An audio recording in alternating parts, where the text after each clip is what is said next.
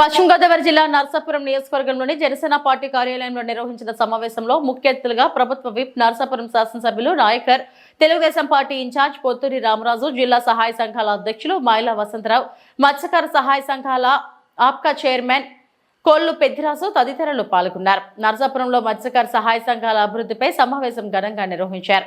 ఈ సందర్భంగా శాసనసభ్యులు నాయకర్ మాట్లాడుతూ మత్స్యకార సహాయ సంఘాల అభివృద్ధి చెందే విధంగా కృషి చేస్తారని ఆయన అన్నారు. రాష్ట్రంలోని 900 కిలోమీటర్లు మత్స్యకారుల కుటుంబాల వేటపైన ఆధారపడి ఉండడం జరిగిందన్నారు.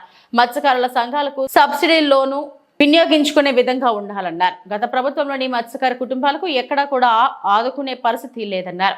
టీడీపీ ఇన్ఛార్జ్ రామరాజు మాట్లాడుతూ మత్స్యకార రంగంలో ప్రగతి సాధించడానికి ముఖ్యమైన నిర్ణయాలు కూటమి ప్రభుత్వం తీసుకుంటుందన్నారు. ఈ సహాయ సంఘాలను మరింత బలోపేతం చేయడంపై అవగాహన సదస్సు ఎంతగానో ఉపయోగపడుతుందన్నారు. కార్యక్రమంలో మత్స్యకారుల సంక్షేమ సంఘం నాయకులు పాల్గొన్నారు.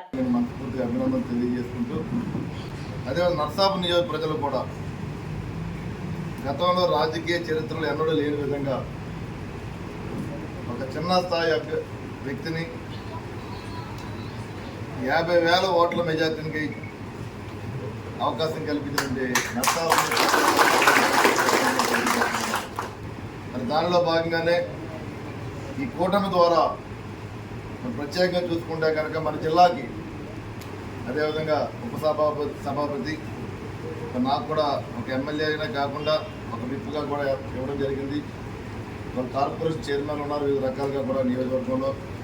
అదేవిధంగా ఏదైతే ఈ ఫిషర్మెన్ సొసైటీ ఉందో ఈ ఆఫ్కాప్ ద్వారా మరి నూతనంగా ఈ ఎన్డీఏ కూటమి ద్వారా మరి స్థానిక తెలుగుదేశం పార్టీ నాయకులు, సీనియర్ నాయకులు మరి కొల్లు పెద్దిరాజు గారిని రాష్ట్ర చైర్మన్గా అవకాశం కల్పించినటువంటి గౌరవ ముఖ్యమంత్రి చంద్రబాబు నాయుడు గారు, పవన్ కళ్యాణ్ గారికి కూడా మన నియోజకవర్గ ప్రజలందరి తరఫున కూడా నేను అభినందనలు తెలియజేస్తున్నాను. నేను నియోజకవర్గ ఫిషర్మెన్ సొసైటీ సభ్యులందరికీ కూడా నేను మీ అందరికి కూడా నేను అభినందనలు తెలియజేస్తున్నాను. నేను మీ అందరి సహకారంతో ఏదైతే మొన్న జరిగిన ఎలక్షన్స్లో కూడా ఒక మంచి మెజార్టీని మీరు అందరూ కూడా కల్పించారు. మీ అందరికీ కూడా నేను ఎప్పుడూ కూడా రుణపడి నియోజకవర్గానికి అన్ని రకాలుగా కూడా అభివృద్ధి దిశగా ముందుకు వెళ్ళే విధంగానే నా ప్రయాణం ఉంటుందని చెప్పి సందర్భంగా మిమ్మల్ని అందరికీ మీకు తెలియజేయడం జరుగుతుంది. నేను కూడా ఒక అగ్నికుల క్షత్రియ సామాజిక వర్గానికి వ్యక్తి. నేను అంటే ఈ నర్సాపురం అనేది ఈస్ట్ వెస్ట్ గోదావరి కొన్ని ఏరియాలో ఒక అగ్నికుల క్షత్రియులుగా మనం ఉంటున్నాం. అంటే ఏదైతే మత్స్యకార సంఘాలు ఉన్నాయో దాదాపు 14-15 ఉపకులాలు ఉన్నాయి దీంట్లో. అంటే రాష్ట్ర ప్రభుత్వం కానీ కేంద్ర ప్రభుత్వం కానీ ఏదైతే ఈ 14-15 ఉపకులాలు ఉన్నాయో ప్రభుత్వం ద్వారా ఏ పథకాలు వచ్చినా సరే, ఏ స్కీమ్స్ ఏర్పాటు చేసినా ఒక మత్స్యకారులుగా భావించి ఈ పథకాలన్నింటిలో కూడా రాష్ట్ర వ్యాప్తంగా ఉన్నటువంటి దాదాపు 974 కిలోమీటర్ల సుదీర్ఘ తీర ప్రాంతంలో ఉన్నటువంటి మత్స్యకార సోదరులందరికీ కూడా అందే విధంగా మరి ఎన్డీఏ ప్రభుత్వం కానీ ప్రత్యేకంగా మోడీ గారు కూడా, కేంద్ర ప్రభుత్వం మోడీ గారు కూడా ప్రతి సందర్భంలోనూ ఏదైతే మత్స్యకారుల కోసం ఈ ప్రభుత్వం పూర్తిగా పనిచేస్తుందని చెప్పి మనం ఈ సందర్భంగా మాట్లాడుకోవాల్సిన అవసరం ఉంది. కేంద్రం నుంచి మోడీ గారు వివిధ రకాలైన పథకాలు ఇవాళ డిపార్ట్మెంట్ చెప్పిన అన్నీ కూడా పిఎంఎంఎస్వై ద్వారా ఏదైతే ప్రధానమంత్రి మత్స్య సంపద యోజన ద్వారా వచ్చే పథకాలు కూడా కొంత కేంద్ర ప్రభుత్వం ఇస్తే దాంట్లో కొంత భాగం రాష్ట్ర ప్రభుత్వం ఇచ్చే విధంగా ప్రతిదీ కూడా ప్రతి స్కీము కూడా మత్స్యకార సోదరులకు అందే విధంగానే ఈ స్కీమ్స్ ప్రతి గవర్నమెంట్లో కూడా ఎందుకు చెప్తున్నానంటే మోడీ గారి ప్రభుత్వం, బీజేపీ ప్రభుత్వం ఎప్పుడు వచ్చినా సరే మత్స్యకారులకు పెద్దపీట వేస్తుంది. అదేవిధంగా గౌరవ ముఖ్యమంత్రి చంద్రబాబు నాయుడు గారు గతంలో ముఖ్యమంత్రిగా ఉన్నప్పుడు కూడా ఆయన గతంలో కూడా మనకు 3 సార్లు ముఖ్యమంత్రిగా చేశారు తెలుగు రాష్ట్రాలకి. మరి ఆ రోజున కూడా ప్రత్యేకంగా మత్స్యకార సోదరులు ఏదైతే ఉన్నారో వాళ్ళందరికీ కూడా మరి ఆయన ముందుకెళ్ళిన సందర్భం మనం కూడా మాట్లాడుకోవాల్సిన అవసరం ఉంది. మరి గతంలో చూడండి, ఆ రోజు తెలుగుదేశం పార్టీ హయాంలో ఉన్నప్పుడు వివిధ రకాలైన మత్స్యకార సోదరులు వలలు అవ్వచ్చు, లేదా కోల్డ్ స్టోరేజ్ బాక్సులు అవ్వచ్చు, వెహికల్స్ అవ్వచ్చు, ఐస్ బాక్స్లు అవ్వచ్చు, లేకపోతే ఐస్ ఫ్యాక్టరీలు అవ్వచ్చు, వివిధ రకాలుగా సబ్సిడీ మీద మత్స్యకార కుటుంబాలకు ఉపయోగపడే విధంగానే మరి ఆ రోజున ముఖ్యమంత్రి గారు చంద్రబాబు నాయుడు గారి సందర్భం.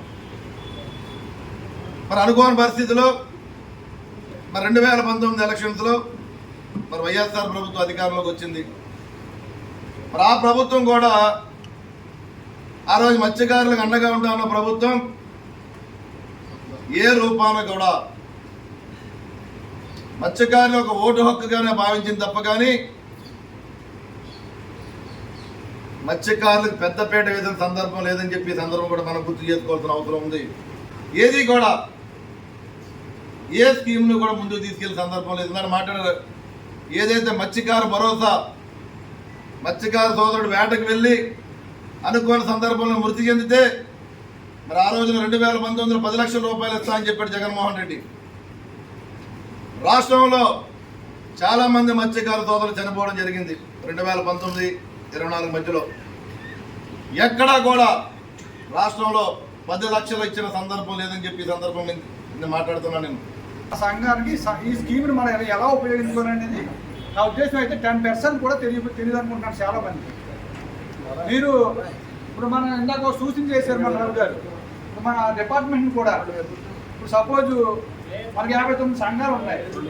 ఇప్పుడు మళ్ళీ కూటమి వచ్చిన తర్వాత చంద్రబాబు నాయుడు గారు, పవన్ కళ్యాణ్ గారు, మోడీ గారు మళ్ళీ మీరు సహకార సంఘాలు అభివృద్ధి చేయాలి. ఈ సంఘాలన్నీ కూడా బాగా పేద ప్రజలు, వీళ్ళు పేదవాళ్ళకి ఉపాధి పెరగాలి. ఉపాధి పెరగాలంటే వీళ్ళని ఏ రకంగా అభివృద్ధి చేయాలి, వీళ్ళకి కొంత మనం లోన్ ఇచ్చి ఆ లోన్ ద్వారా వీళ్ళు వ్యాపారం చేసుకుని ఆ వ్యాపారంలో వచ్చిన లాభాన్ని ఈ సంఘ సభ్యులందరూ కూడా పంచుకుంటే సంఘం అభివృద్ధి అవుతుంది అనే ఉద్దేశంతో ఈ స్కీమ్లన్నీ పెడతా ఉన్నారు. ఇవన్నీ కూడా మీరు సద్వినియోగం చేసుకోండి.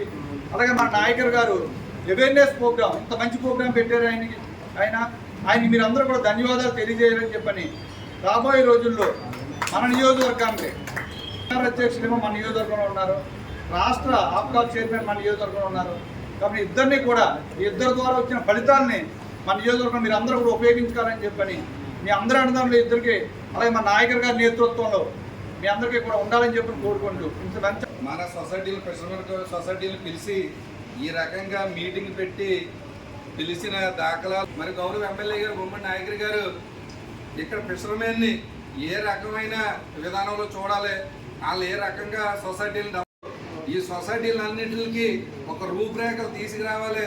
వీళ్ళకి దేంట్లో దాని సొసైటీ ప్రతి దానికి కూడా ఒక ఎలుగులు సొసైటీలో ఒక ఎలుగులు చూడాలి అని మరి గతంలో 10,000 రూపాయల దాన్ని మన గౌరవ ముఖ్యమంత్రి గారు నారా చంద్రబాబు నాయుడు గారు అలాగే పవన్ కళ్యాణ్ గారు మరి ఆ రోజున ఎలక్షన్లో ఏదైతే హామీ ఇచ్చారో కూటమి ప్రభుత్వం నుంచి మరి మత్స్యకార భరోసా 20,000 రూపాయలు ఇస్తామని ఆ రోజు ఎలక్షన్లో హామీలు ఇవ్వడం జరిగింది.